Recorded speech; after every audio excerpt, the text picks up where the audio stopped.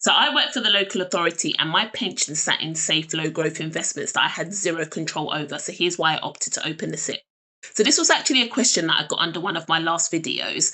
Someone asked, why would you need a SIPP, which is a self-invested personal pension, if you already have a workplace pension? And this is such a good question because a lot of people actually don't realise that you can have both. So my name's Harriet, if you've not seen me before, and I help first-time investors who've got money and savings get started with investing. So here's the thing. Whether you need a SIPP, which is a self-invested personal pension, it depends on what your workplace pension gives you. So some workplace pensions, they let you choose exactly what you invest in. So you can pick your funds and you have control over this. And if you're happy with the options, then you might not actually need a self-invested personal pension. However, there are some workplace pensions that don't give you that choice.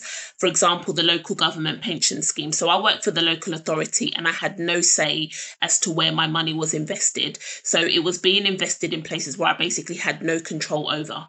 And personally for me, I knew that I could get higher returns if I had control over where my money was going. So for me, that's why I opened the SIPP. So as I said, with this SIPP account, you get to choose what you invest in, whatever it is that you want. You also get the tax relief that you would like your workplace pension, and you are in full control of it. Now, here's the important bit. You should always make sure that you are getting your employer's pension match. That is literally free money that is on the table.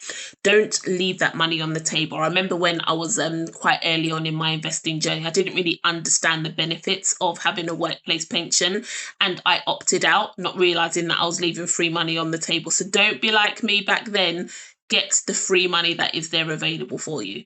But as I said, on top of that, you can also contribute to your SIPP as well. So the limit is £60,000 a year across all of your pensions, or 100% of your salary, whichever is lower. So you could have your workplace pension to get your employer match, and then you could put extra into your SIPP so that you can control where the investment goes and you could get potentially higher returns.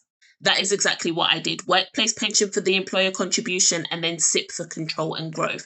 So let me know in the comments, do you have control over where your current workplace pension is? And does it give you the investment choices that you want? Or are you stuck and you have no control over what you can pick? Let me know. Like and follow for more.